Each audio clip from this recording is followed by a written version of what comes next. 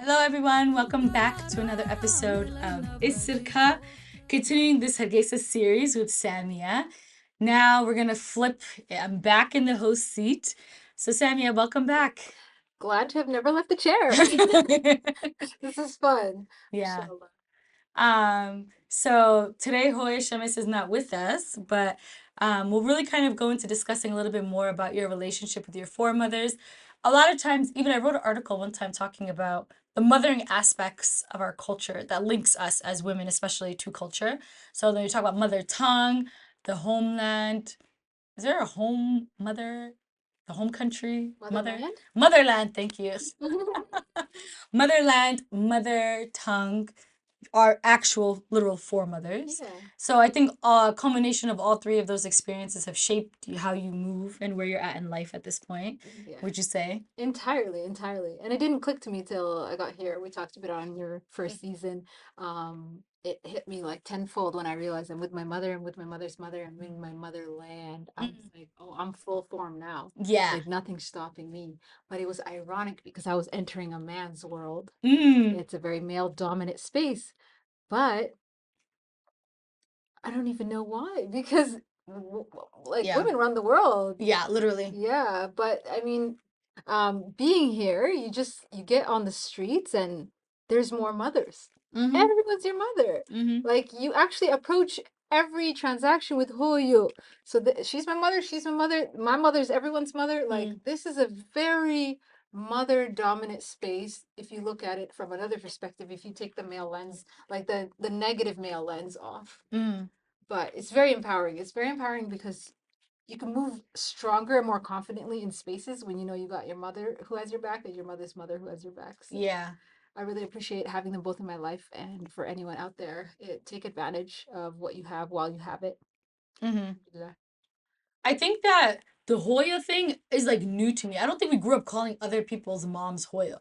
Yeah, Hoya used to get mad when Yeah. people call her Hoya. Yeah, Because I feel the same way about calling other women Hoya. I'm like, you're not my mom. It's a locally emphasized thing. When you're abroad, everyone's either Edo or Habo. Yeah. And you better know which is which. Yeah. But here, none of that's relevant. Yeah. Everyone's your Hoya. And Yeah. like I said, Hoya used to get upset when people call her Hoya. Yeah. Now she totally uses it to her advantage because Yeah. there's the level of respect on Hoya. Yeah. Sometimes I'm trying to get mom to convince a transaction at a shop and they're not given the energy Yeah. that we need and the Yeah. respect that we need. I'm like, Mom, use the word Hoyo, use Hoyo. Use Hoyo. Everything changes. And Yeah. I appreciate that about our men. Yeah. Oh, dear goodness. If I'm in a kerfuffle on the streets Yeah. and I got to get somewhere quick and I'm tied up with somebody, let's say a traffic person, I'd be like in Hoya. Hoya wata So the respect on Hoyo is it's an unlimited access pass. But I think that we talked a little bit about this yesterday, though. Being younger presenting women.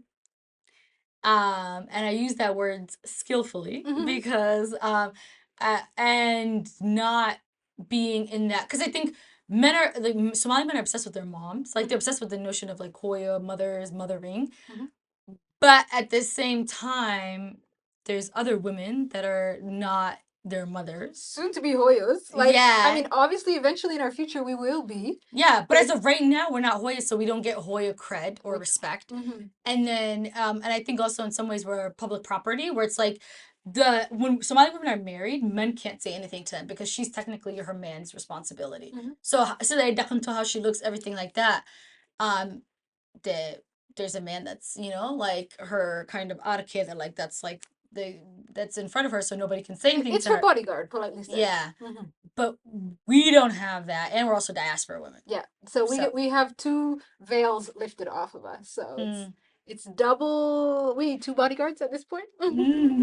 But Yeah. that's what Hoya and Yaya have taught me. Being under their presence is to move with an undefeatable aura. Yeah. Yaya would say it simply, but scary. That's scary. And I was like, what am I entering? A zoo? Like, I mean, yes. And it is. Yeah. But then I used to be concerned about that. Yeah. What am I? That's scary. Then when you really get into it, you realize واحد سكعليني. So it's not a dangerous thing. It's your سكعلي, self-preservation. by the way, سكعلي means like defend yourself. Keep your Yeah. guard up and always defend yourself.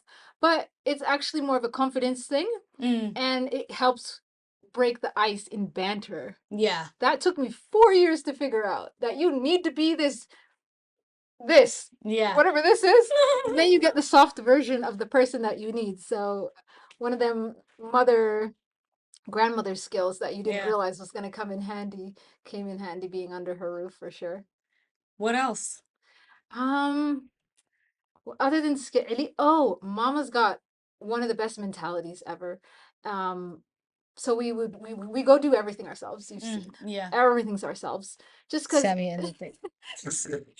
What was that? Samiya in the thing. The water jug. Us. The water tank. Simple example. Of course, you can pay someone to wash your water tank for you. Yeah.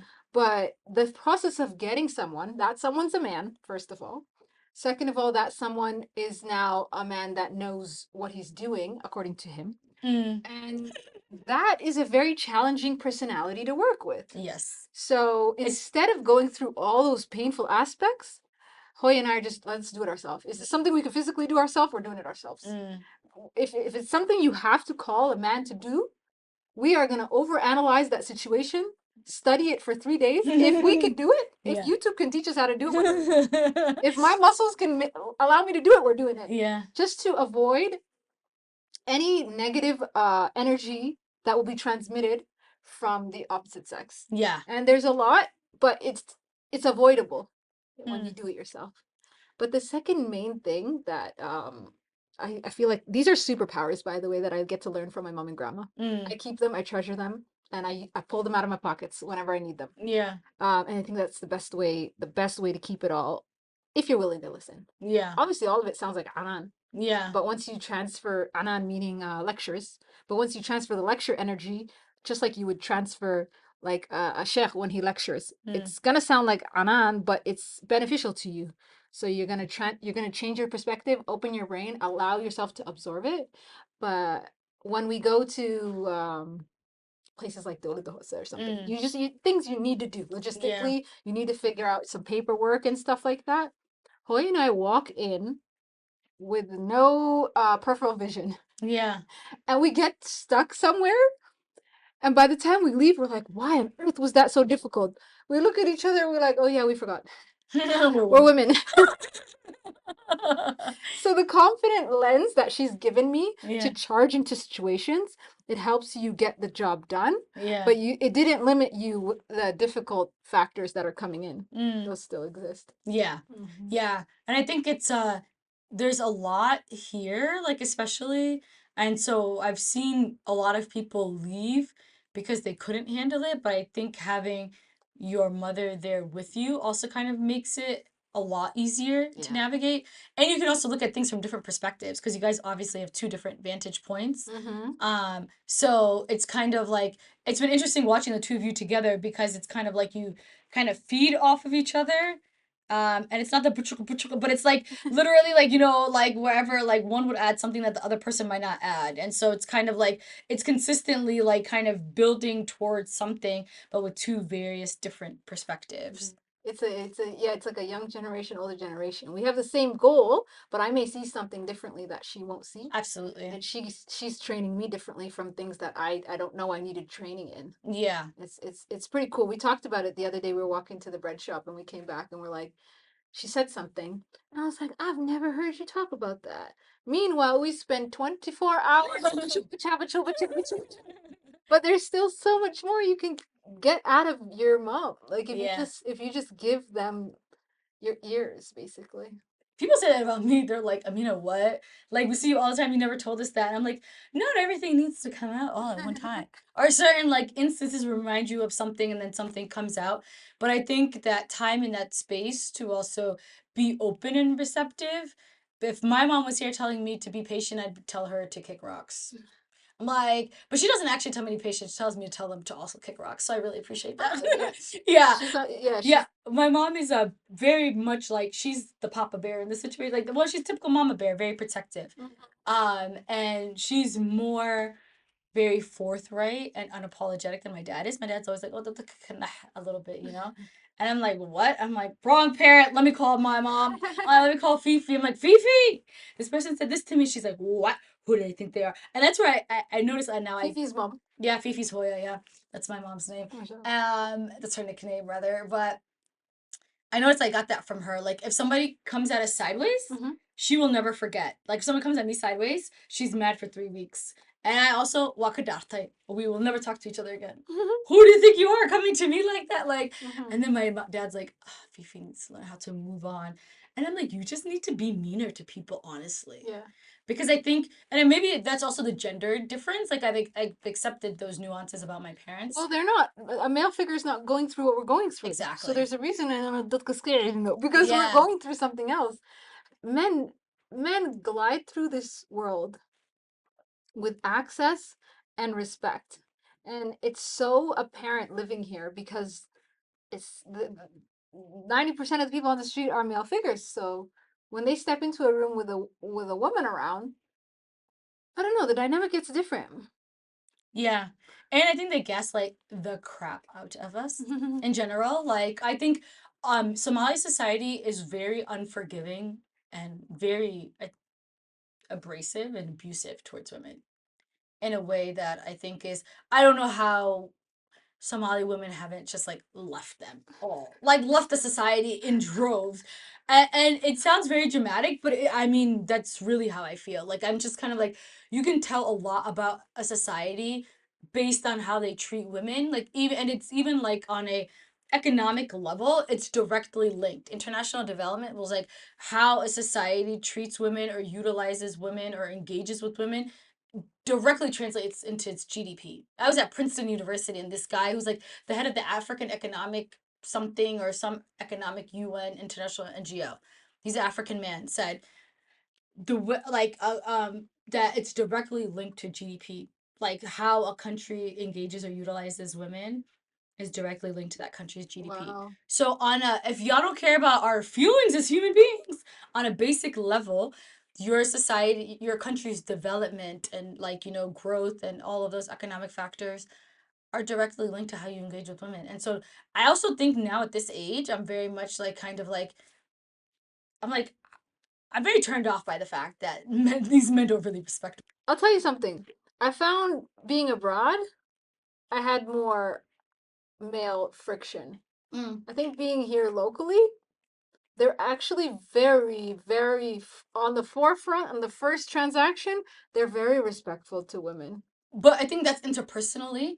I think more so it's how does it reverberate as to how the society operates. And I think that's where the missing link is.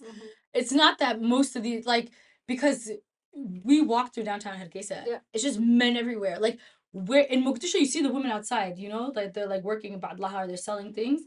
But generally, what happened to all the women and all the kids? Yeah. Like, we're missing from society. Yeah. And so I think it's not even about on an interpersonal level if that man hates women or not. It's what Somali society has accepted about women. The men are outside all day long, and why are all the girls in the house? Yeah, but you guys are also diaspora women.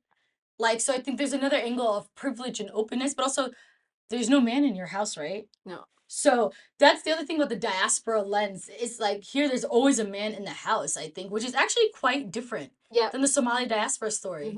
The other day I walked by on our evening walks to the bread shop. By the way, that's a luxury. Yeah. We walked by a house, their door was open, and I couldn't stop staring at the house. Yeah. And it was like they had a mat. There was two men, maybe an older son, maybe an upti or something. Somebody was lying down relaxed on the mat.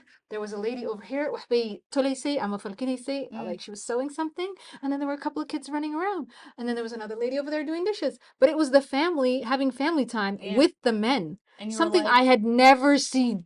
Here or in general? In my life and here.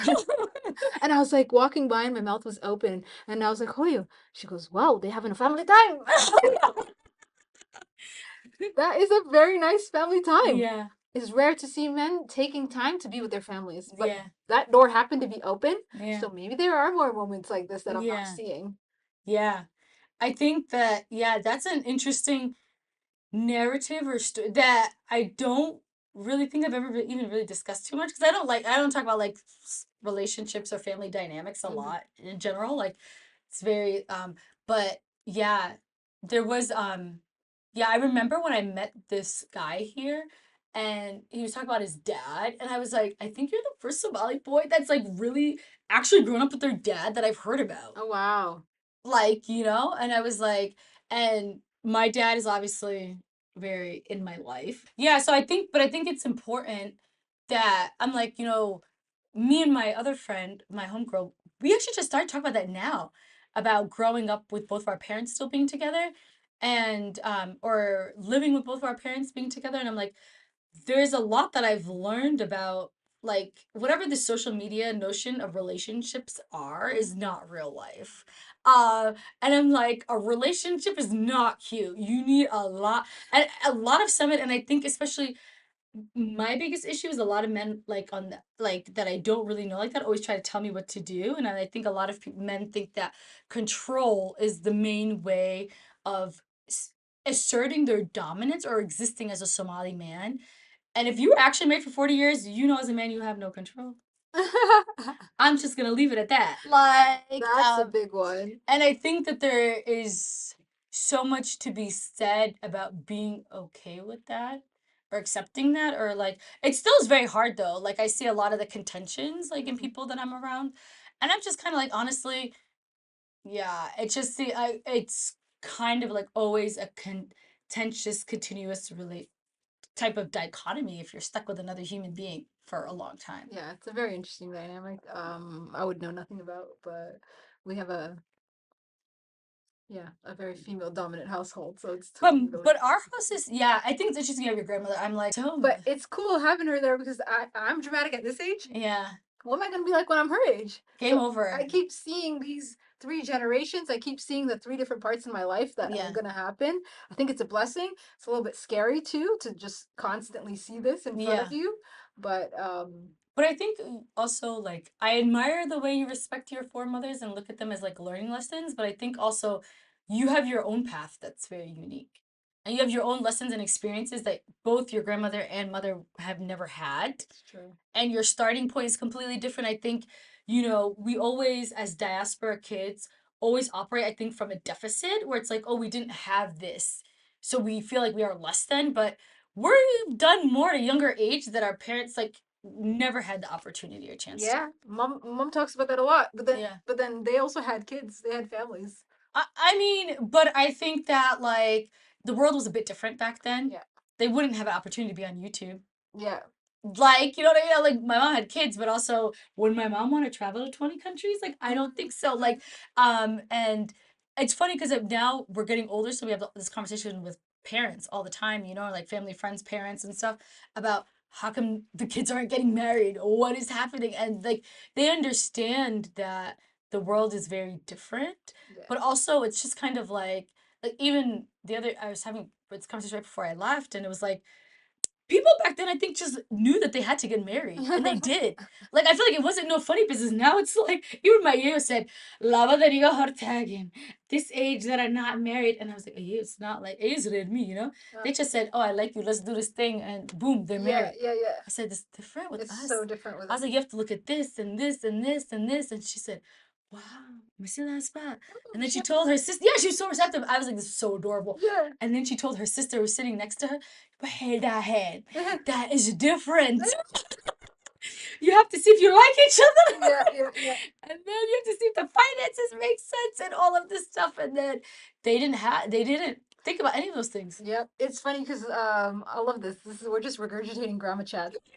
Um sit with your grandmas. I'm telling you, you never know when the small things she says are gonna matter. But Mm, yeah, she nags every so often. mm, Not often, because grandma's been through some things, so she knows exactly how it goes. yeah, But she'll say, I'm waiting for the grandchildren, or yeah. she'll wake up and be like, last night I had a dream.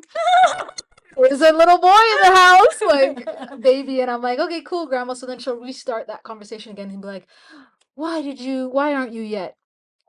You know, and I'm like, grandma, couple things here. Been through this, did this, had this, got this, didn't need this. Mm, Now can you find me the one that's gonna fit into this picture? And she Yeah. goes dead silent. Yeah. So it's amazing that you can actually explain to our grandmas what the new complications are, Yeah. but they don't even understand what an iPad is. No, they don't. But they understand these new complications that have been Yeah. weighed on us. Yeah. We have a new weight. Yeah, 100%. And I think it's a harder weight Mm-hmm. because the thing is, on a basic level, we're not in the country. So we're not all growing up the same. Mm-hmm. And then the way, like, and also I think even in a non-Somali context, like dating and marriage is hard across the board, like as a society. And I think a part of that is because all of our parents just got married and just did life and Mm-hmm. did it properly. Like, So may Allah protect all of our beautiful mothers out there and everything they go through. But I'm also thankful for the ease that we have. yeah, I yeah. always talk about this lady privilege here Mm, in the motherland. There's a okay. special lady privilege. It's pretty cool, but Do you think lady privilege is outweighs the female burden of being in this land? 100%. Really? Yeah. After everything you're just complaining about being I Dohosa? know. After everything I just complained about, there is still an access level with lady privilege Eh? that brushes all that other stuff off. I don't know how to explain it, but when you weigh the two options out, that thing still like the things that they let women Mm. Don't I don't say want to get say away I'm with. not saying get Yeah. away with, but the things that they overlook women for, like It's kind of like even I think the and I said the same thing actually. I did an interview a couple weeks ago. I was like, there's no boys in our house. Like we're only girl children. Like, you know? So I didn't realize you didn't have brothers. yeah, I don't have brothers. Do you have brothers? Oh, I have one. He came very long after, so we call him the only child. So I Yeah. didn't really grow up with a brother. I raised a brother. Our youngest is a girl. They wanted a boy. She's 13 years younger than me. I said, we thank God she wasn't a boy because it would have been the young prince situation. Yeah. Like it would have been like Simba, like too much. So alhamdulillah, we don't. And she's yelling like Gen Z and the last born child can't tell them nothing. Like, Mhm. so yeah, we never really had to follow. So I was like doing that interview. I didn't have to follow Somali gender norms because we didn't have boys. And I wrote this article about my dad, and I said we both kind of ignore the gender norms, like, because it's a very female-led house, you know? Yeah. So when I'm outside and people try to tell me that, you're a woman, you shouldn't, well, I don't understand. My dad always plays this game when we ask him things, like if we ask him for money, I don't understand English. I don't know what you're talking about. But you and your mom have to navigate Hargeisa and Somaliland society because, by yourselves, because Yeah. there's, you, even though you have your upti, like, but 24/7 it's you guys. So how does that experience and sharing that experience online, like what is the reception people have had to that? It's surprisingly very amazing. I mean, I get the odd, why aren't there any men doing this for you comments, but the amount of like support of, wow, look at you go, keep doing it yourself Mm, is amazing, which I was shocked about because this is second nature to us. We always yeah, got to do things ourselves. absolutely. But to know that there was such a people were so receptive of Yeah. that concept that it fueled us to do more and show more. Mm, There's a lot we don't show. There's a lot we do on our own that we're not showing because those are the exhausting things. The yeah. easy things to capture on camera, I've captured, and I hope that I was just hoping it would show people abroad that you can come here and forget about those things that will bother you and Mm, just go headstrong with the things that you will make work and you can make it work. And I really hope that our videos are living proof that you can do it yourself and not pay attention to any of that negativity. We talked a lot about negative concepts here, mm. but I still want to emphasize that the one or two positive things that you're going to get from your experience being back home are enough to cover up those other things, in my perspective. Oh, that's saying a lot. But I think it's also, um, you've made the conscious effort to live here for Yeah, years. yeah. So I turned the yeah, switch on to see everything in the brighter light. yeah, and it's worth it for you to Yes, stay here. yes, yeah. So I think that's the underlying comment. But also at the same time, how do you feel about sharing parts of your life with the world? I don't think we talked about that yet. It was easy at first because it was just I didn't think it was gonna go anywhere really. But then it became a very overwhelming thing where I had to be careful not to show a lot of things. Yeah. I show a lot, but I also don't show a lot. Yeah. And then I felt conflicted because I was like, oh, my audience is very much they want to get in. They're already in my house. Like I feel like, Yeah. but no one's past our veranda. Yeah. And I think that was a very important thing I had to do when I was starting social media. I Yeah. had to set these boundaries so that I could have my own personal space and still personally experience. Yeah. So I'm sharing my experiences, but then I'm also going through experiences. Mm-hmm. And it gets really overwhelming if I'm sharing the fresh, raw Yeah, experience. absolutely. So a lot of the things I'm sharing are an experience that I've already lived through, and now I'm letting gone you through. guys live through it. Yeah. Yeah, just it's like yeah, it's like a playbook kind of for different glitches in the system that you will come across when you come. But I think there's also a lot to be said about even in this hyper visible social media age, allowing yourself to process things before then you doing that like I was so addicted. Yeah. So I process things really fast. Mashallah. My motherboard gets fried immediately, Mm. which is half of why I was going through a lot of those different lash out anger scenes that we talked about in another episode, because that's a very real thing that's going No, to happen. absolutely is, yeah. So because I'm over processing and over burning out and then oversharing, you can imagine it's brain fry. So that's where Hoya comes in, Anaya comes in. They're Yeah. my backbones. Yeah. So at least Hoya's kind of there as like the first bulletproof Yeah. factor, so that half of the things that will get in the way of me experiencing what I'm experiencing and processing it, I can talk to her about it. And then Mm-hmm. she's going to remind me that this is a normal scenario and that this is okay. Or she's going through it too. Yeah. That's when it's really funny. When Yeah. she's like, Samia, I am more Qurbachuk than you are. Shaliwa Imid. So Yeah. we're going through the same thing. Yeah. She just doesn't process it. So actually, that was what was really funny. Because I constantly overanalyze and process things, I started forcing Hoya to overanalyze and process things, Mm. which I've been noticing it's been giving her more relief in a lot of matters, just having someone to talk to because she Yeah. spent a lot of her time doing things alone. Yeah. Yeah, when I really need to let things out, AA is the vault. What is You, it? you Yeah, know what's ironic? Mm. Our grandmas can understand us in any horrible accent we speak. Did you notice? Yeah, sometimes. I think she's hard of hearing now, so I was like, I had to yell. And then, It's, and then I told my sister this story. I was like, yeah, I said this to her. And then she had no reaction, but I think maybe she didn't understand. And then my sister was like, you said that very weird. Like, that's why she had no reaction. Like, even I don't understand it. And I said, oh, okay. But yeah, I used to record her in 2015 when we'd be next to each other. Mhm. I was like, why did I think I could speak Somali? La ilaha illallah. I was like, what the hell was I even But saying? somehow she was picking up what you were putting down at that Yeah, time. yeah, So bless them for having that space for us. Um, but yeah. yeah.